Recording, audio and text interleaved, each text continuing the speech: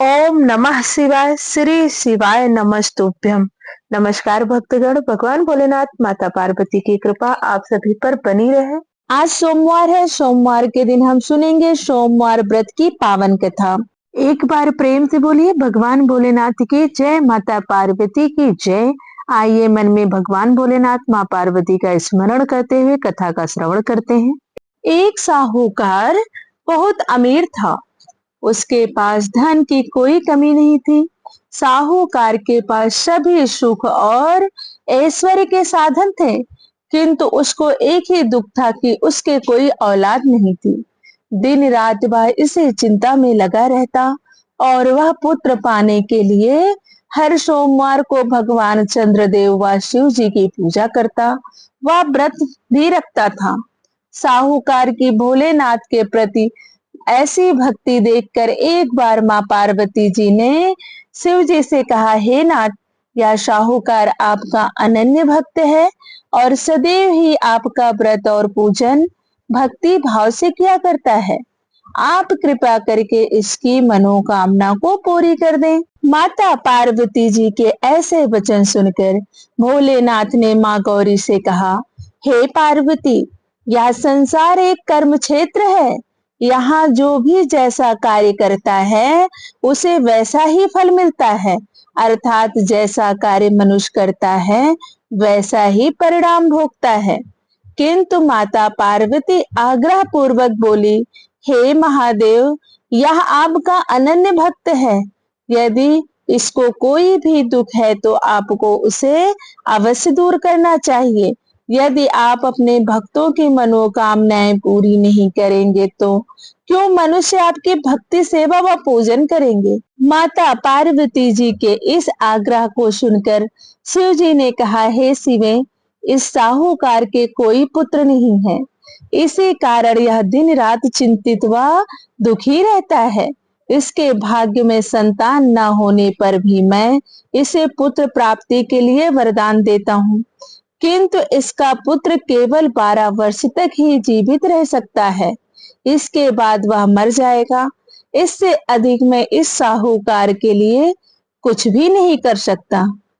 माता पार्वती और भोलेनाथ के द्वारा की गई इन बातों को साहूकार सुन रहा था। उसे यह सारी बातें सुनकर ना कोई खुशी हुई और ना ही कोई दुख। वह पूर्वत यानी उसी प्रकार शिव जी की पूजा व व्रत करता रहा। कुछ समय पश्चात साहूकार की पत्नी गर्भवती हो गई और 10वें महीने में उसने एक बहुत ही सुंदर पुत्र को जन्म दिया। साहूकार के घर में बहुत खुशियां मनाई गई, किंतु साहूकार ने अपने पुत्र की 12 वर्ष की उम्र जानकर कोई खुशी प्रकट नहीं की और इस संबंध में किसी को कोई भेद भी नहीं बतलाया। वह बालक धीरे धीरे बड़ा होने लगा। जब वह बालक 11 वर्ष का हो गया तो बालक की माता ने साहूकार से उसके विवाह के लिए कहा, लेकिन साहूकार को भगवान भोलेनाथ और माता पार्वती द्वारा कही गई वह बातें याद थी कि मेरे पुत्र की आयु सिर्फ 12 वर्ष है। उसने मन में विचार किया कि अगर मैंने अपने पुत्र का विवाह कर दिया तो किसी की पुत्री का जीवन बर्बाद हो जाएगा। इसलिए मैं अपने बेटे को काशी जी पढ़ने भेजूंगा, क्योंकि भगवान भोलेनाथ का दिया हुआ है और मैं चाहता हूँ कि आखिरी समय या वहीं पर बिताए। मन में ऐसा स्मरण करते हुए उसने अपनी पत्नी से कहा कि मैं अभी इसका विवाह नहीं करूंगा, मैं इसे काशी जी पढ़ने के लिए भेजूंगा। साहूकार ने अपने साले को बुलाकर कहा कि तुम इस बालक को काशी जी पढ़ने के लिए ले जाओ और इसे विधिवत शिक्षा ग्रहण कराओ। साहूकार ने उसको बहुत सा धन देकर कहा कि रास्ते में जहां कहीं भी ठहरो वहां यज्ञ और ब्राह्मणों को भोजन कराते जाना। इस प्रकार वह दोनों मामा भांजे रास्ते में यज्ञ करते, दान देते तथा ब्राह्मणों को भोजन कराते हुए जा रहे थे। रास्ते में एक शहर पड़ा। उस शहर में राजा की कन्या का विवाह था। एक अन्य राजा का लड़का बारात लेकर आया था, लेकिन वह एक आंख से काना था। लड़के के माता पिता को इस बात की चिंता थी कि कहीं काने वर को देखकर कन्या के माता पिता विवाह में किसी प्रकार की अड़चन न डाल दें। इसी कारण जब उन्होंने साहूकार के अति सुंदर बेटे को देखा तो उनके मन में विचार आया कि क्यों ना इस लड़के से विवाह का कार्य पूर्ण करा लिया जाए। यह विचार कर उसने लड़के और उसके मामा से कहा कि यदि आप फेरे व कन्यादान का कार्य पूर्ण करा देंगे तो आपकी बड़ी कृपा होगी और हम आपको बहुत सारा धन उपहार के रूप में देंगे। साहूकार के लड़के और उसके मामा ने इस बात को स्वीकार कर लिया था। विवाह का काम भली प्रकार से पूरा हो गया। जब वह लड़का जाने लगा तो उसने चुपके से राजकुमारी की चुनरी पर लिख दिया कि तेरा विवाह तो मेरे साथ हुआ है, लेकिन जिसके साथ तुझे भेजा जाएगा वह एक आंख से काना है। मैं काशी जी को जा रहा हूँ। राजकुमारी ने जब इस प्रकार लिखा पाया तो उन्होंने काने राजकुमार के साथ जाने से मना कर दिया और कहा कि यह मेरा पति नहीं है। मेरा विवाह जिसके साथ हुआ है वह काशी जी गया है। राजकुमारी के माता पिता ने यह सब जब सुना तो उसने अपनी कन्या को विदा करने से इनकार कर दिया। बारात वापस चली गई। उधर साहूकार का लड़का और उसका मामा काशी जी पहुंचे। वहां लड़के ने पढ़ना शुरू किया तथा अपना अतिरिक्त समय मामा भांजा यज्ञ दान आदि में व्यापित करने लगे। इस प्रकार कई महीने बीत गए। जब लड़के की उम्र 12 साल की हुई तो उस दिन लड़के के मामा ने यज्ञ का आयोजन कर रखा था। अचानक ही लड़के की तबीयत खराब हो गई। लड़के ने अपने मामा से बताया कि आज उसकी तबीयत नहीं ठीक है, तो लड़के के मामा ने कहा अंदर जाकर सो जाओ। लड़का अंदर जाकर सो गया। थोड़ी देर बाद लड़के के प्राण पखेरु उड़ गए। जब लड़के के मामा ने देखा कि वह मर गया है तो वह बहुत दुखी हुआ। उसने सोचा कि मैं पहले यज्ञ पूरा कर लूं, तब सोचूंगा कि मुझे क्या करना है। लड़के के मामा ने यज्ञ पूरा किया और फिर रोना प्रारंभ कर दिया। वह बहुत जोर जोर से रो रहा था। संयोगवश शिव जी और माता पार्वती उधर से जा रहे थे। पार्वती जी ने भगवान भोलेनाथ से कहा, हे नाथ, कोई दुखी व्यक्ति रो रहा है, उसके कष्टों को दूर कर दो। तब शिव जी और पार्वती जी वहां पहुंचे तो उन्होंने देखा कि वहां पर एक लड़का मरा पड़ा है। तब पार्वती जी देखते ही लड़के को पहचान गई और भगवान भोलेनाथ से उस लड़के के मरने का कारण पूछने लगी। बोली, हे भगवान, यह तो आपका दिया हुआ है, यह इतनी जल्दी कैसे मर सकता है।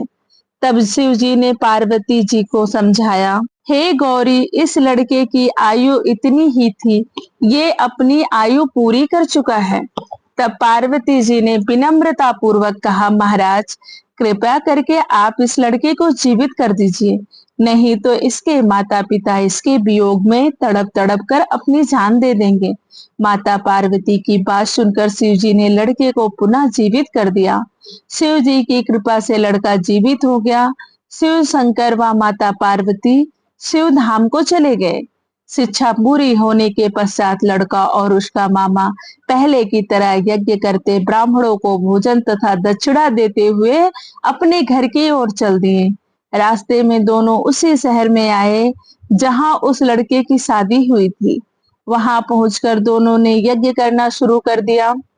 जब वे दोनों यज्ञ कर रहे थे तो उस लड़के के ससुर यानी वहां के राजा ने, जो उधर से घोड़े पर सवार होकर अपने सेवकों के साथ जा रहे थे, उसने लड़के को पहचान लिया। राजा ने महल में ले जाकर दोनों की खूब सेवा की। कुछ समय पश्चात राजा के महल में रहने के बाद लड़के ने राजा से जाने की आज्ञा ली।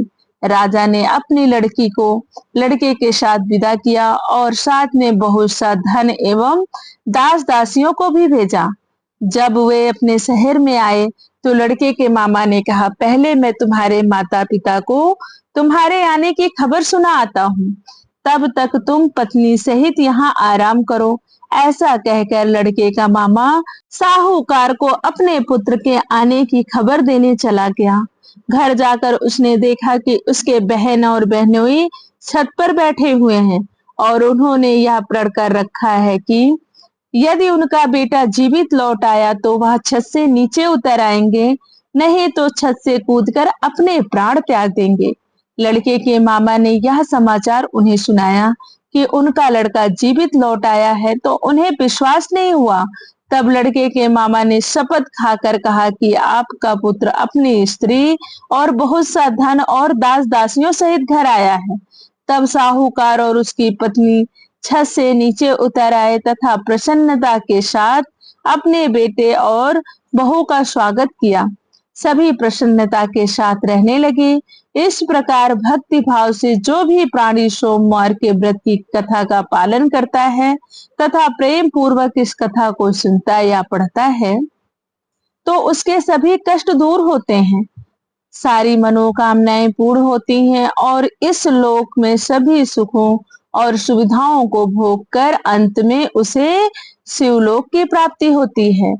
प्रेम से बोलिए भोलेनाथ की जय। हे भोलेनाथ, कथा कहने वाले, सुनने वाले और हुंकारा भरने वाले सबके मनोरथ को पूर्ण करना। एक बार प्रेम से बोलिए भगवान भोलेनाथ की जय। मां पार्वती की जय।